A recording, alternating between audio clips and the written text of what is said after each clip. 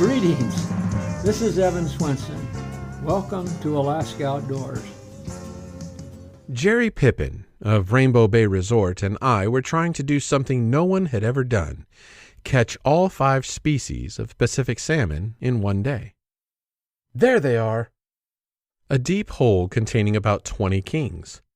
Is that bar upstream on the right long enough to get in and out of? I think it'll be okay. Master bush pilot Pippin picked his spot for touchdown and set the Piper Cub for landing. The huge tundra tires caught the tops of grass and undergrowth, and the bush plane settled onto the improvised landing field.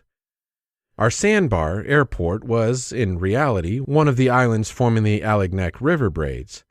200 yards below the island, 2 other branches of the braids joined into a deep water run where kings lay. "They're there, all right," Jerry said. "Now all we got to do is catch one." "Fish on!" "Fish off!" Jerry responded. It was a rainbow. Jerry got a taker on every cast. "Another rainbow," Jerry complained. "Where's the kings?" he muttered as he released a 22-inch bow. "Hey, Jerry, how many clients do you have who'd complain about this kind of rainbow fishing?" Jerry's line went tight as his experienced reflexes automatically set the hook on what he instinctively knew was a big fish. "Here's what we came for," he shouted. "All we got to do now is to get him in and take his picture." Pippin seldom missed with a well-hooked fish, and the king's fight was stalled long enough for a stand-up bow for my camera. Almost concurrent with the release, Jerry and I turned toward the airplane for the flight to the coast. Jerry's intended stopover for 2 more species was a short stretch of clear, fresh water emptying into the lower Cook Inlet. Confirming the direction of the prevailing winds, Jerry turned the Cub for a short downwind, then a short rollout landing on the gravel beach, and finally taxied to a stop 20 feet from the fishing hole. The first cast produced a pink, and the second fish toward a grand slam. I recorded the event on film. With the release, Jerry moved upriver hoping for chum. Several large chum salmon were swimming in a clear pool at the foot of the small waterfall. "Like shooting fish in a barrel," quipped the confident fisherman as he cast into a group of chum salmon.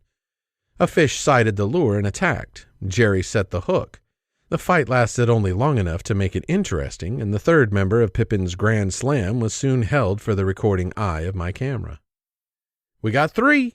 Let's go to the lodge and catch a sockeye while the boys gas up the plane. We can then go up the inlet for silver." On landing, Jerry and I mounted the 4-wheeler and headed for a bay on Lake Iliamna. "Gas her up and we'll be right back," instructed Jerry. "It won't take long to land a sockeye." Jerry was right. Almost before I could get my camera adjusted for the late afternoon sun, Jerry landed and just released the 4 species of his Grand Slam. "Number 4 is down. Silver coming up."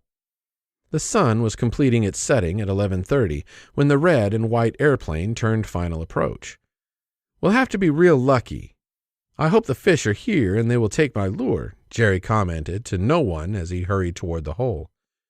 "Hope we're lucky," thinking out loud as he cast across the hole.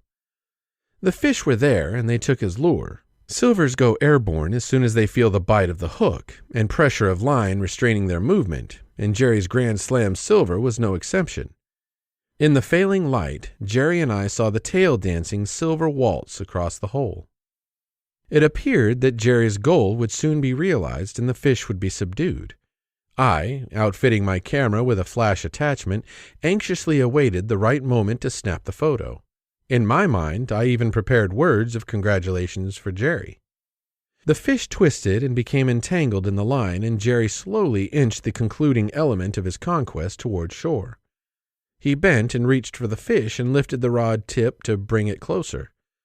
The fish rolled with the tension of the line and became untangled, and leaving a spray of mud and water, darted away. Instinctively, Jerry quickly raised his rod tip to reset the pressure.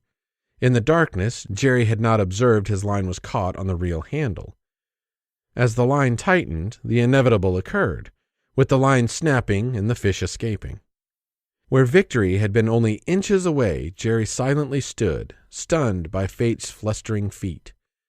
The fish, as if to add insult to injury, boomeranged and bounced from one side of the hole to the other.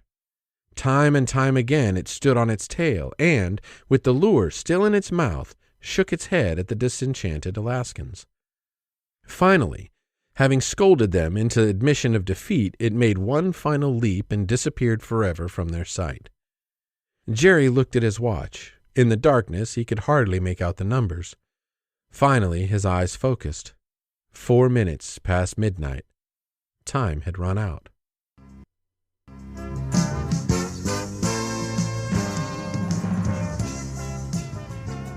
When you go outdoors, take a young person with you and teach them by your example what it means to be a sportsman.